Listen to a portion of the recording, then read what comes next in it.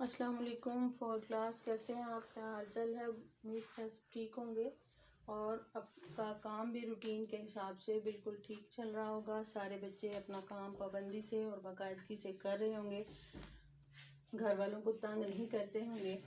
تو بیٹا آج ہے 8 دسمبر منگل کا دن، ہم اپنے باقاعدہ سبق کا آغاز کرتے ہیں۔ ہم سبق پڑھ رہے تھے حضرت عمر فاروق جو کہ ختم ہو گیا تھا، ٹھیک ہے۔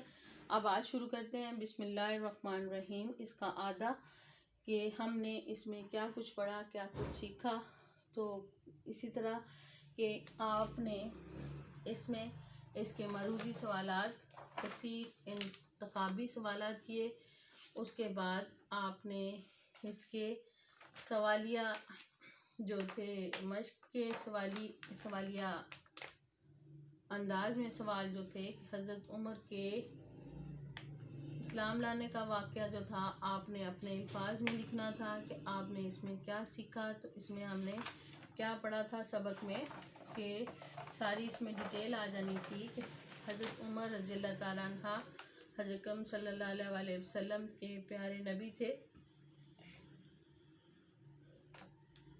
اور ابتدائی حالات میں اور اسلام قبول کیا جب تو آپ کا کیا تھوڑا سا تعارف کیا تھا۔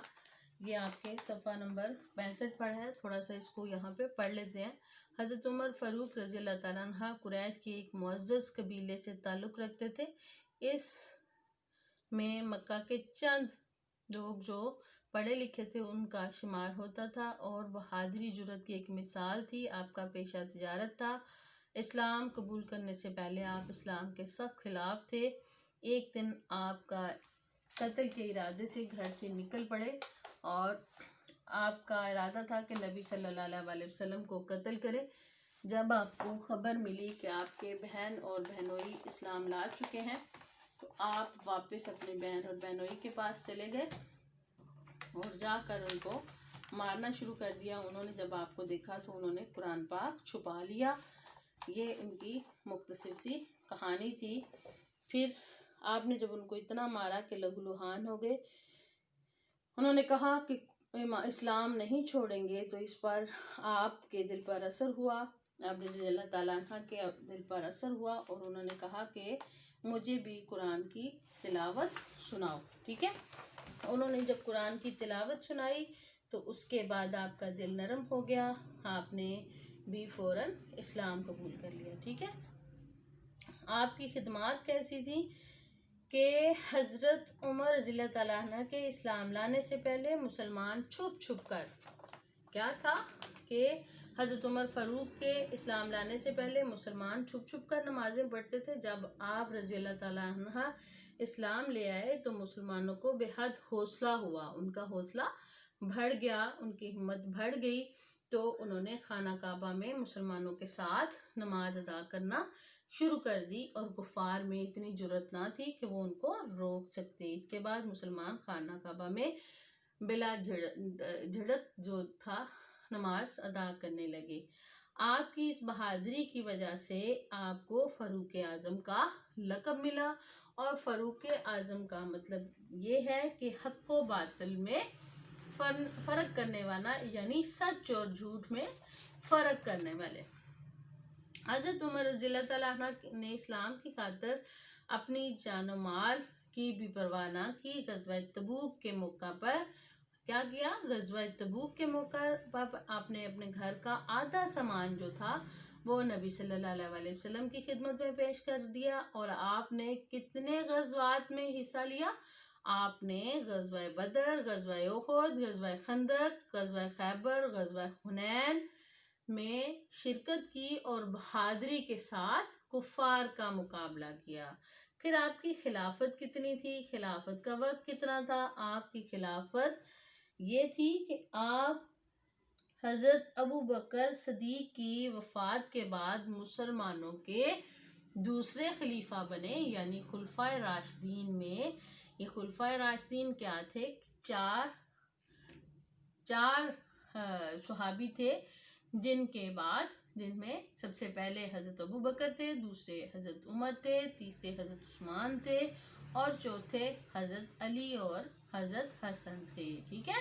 یہ 4 صحابی تھے، ان میں سے دوسرے نمبر پر حضرت عمر کا تھا۔ ان کی دور خلافت میں انہوں نے مسلمانوں کے ساتھ انصاف، مساوات، احسان کی ایسی مثال پیدا کی کہ ان کی رعایا جو ہے ان کے ساتھ بھی وہ بھلائی اور عظیم کارناموں کی وجہ سے بہت جو ہے مانے جانے لگے، ان کو لوگوں نے عظیم حکمران کی طرح تسلیم کر لیا۔ تو آپ کیا کہا کرتے تھے اپنی خلافت میں کہ اگر یہ وہی ہے نا حضرت عمر جو رات کو گلیوں میں گشت کیا کرتے تھے، اور ایک بوڑھی ماں جو ہے، آپ نے یہ واقعہ سنا ہوگا، اور جو تھی اس کے بچے رو رہے تھے تو اس نے چولہے پہ ہنڈیاں چڑھائی ہوئی تھی، تو بچے بھوک سے بلک رہے تھے۔ جب انہوں نے وجہ پوچھی تو انہوں نے کہا میرے پاس کچھ نہیں ہے، تو آپ غریب لوگوں کے گھر میں اناج خود پہنچایا کرتے تھے تاکہ وہ بھوکے نہ رہیں، اور انہوں نے ایسی مثال دی کہ اگر میری امت کا کتا بھی بھوکا مر جائے تو میں قیامت تک اپنے آپ کو معاف نہیں کروں گا۔ ان کی رعایا جو تھی وہ ان سے بہت خوش تھی۔ ان کے دور خلافت میں کون کون سے علاقے فتح ہوئے؟ ایران، عراق، شام، مصر، اور ان کے فتوحات کی وجہ سے آپ رضی اللہ تعالیٰ عنہ ایک مضبوط دفاعی نظام تشکیل دے چکے تھے۔ ٹھیک ہے، آپ ایسے عظیم حکمران تھے کہ آپ کا رہن سہن بہت سادہ تھا، آپ اینٹ کا تکیہ لے کر سوتے تھے، اور آپ کی وفات جو تھی 24 ہجری میں 1 محرم کو ہوئی تھی۔ ٹھیک ہے، اور آپ دوسرے خوش نصیب انسان تھے جن کو نبی صلی اللہ علیہ وسلم کے پہلو میں دفن کیا گیا تھا۔ ٹھیک ہے، یہ بیٹا اس کا کچھ مختصر سا اعادہ تھا جو ہم نے کرنا تھا۔ میں نے کہا ان شارٹ آپ کو بتا دوں کہ کیا کیا صورتحال ہے۔ اس کے علاوہ آپ کو پتہ چلا کہ آپ نے اپنی کتاب کے صفحہ نمبر 68 پر یہ کثیر انتخابی سوالات کیے، اس کے بعد آپ نے ڈیٹیل سوالات کو کر لیا۔ ہم پچھلے سبق میں بھی، لاسٹ سبق میں بھی ان چیزوں کو دہرا چکے ہیں، مزید ان کو دہرانے کے لیے بتا رہی ہوں کہ حضرت عمر فاروق کے اسلام لانے کا واقعہ ہم نے خود سے لکھنا تھا۔ حضرت عمر فاروق کا لقب جو کیوں ادا ہوا یہ بھی آپ نے کر لیا تھا۔ حضرت عمر فاروق کے اسلام قبول کرنے سے مسلمانوں کو کیا فائدہ ہوا یہ بھی ہم نے کر لیا۔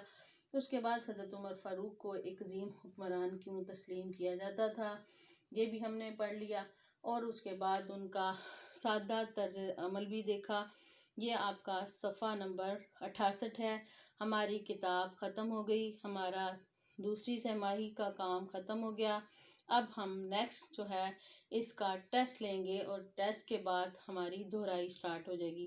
ٹھیک ہے، آج کی ہماری ڈائری کیا جائے گی کہ صبح بدھ ہے، بدھ کے روز ہمارا ٹیسٹ ہوتا ہے، اور ہم اس کا ٹیسٹ کریں گے۔ سبق حضرت عمر فاروق یاد کریں، بدھ کو اس کا ٹیسٹ ہوگا۔ بیٹا کسی بھی قسم کا کوئی مسئلہ ہو، کوئی پریشانی ہو تو آپ کال کر کے مجھ سے رابطہ کر سکتے ہیں۔ ٹھیک ہے، اللہ حافظ، اپنا بہت خیال رکھیے گا۔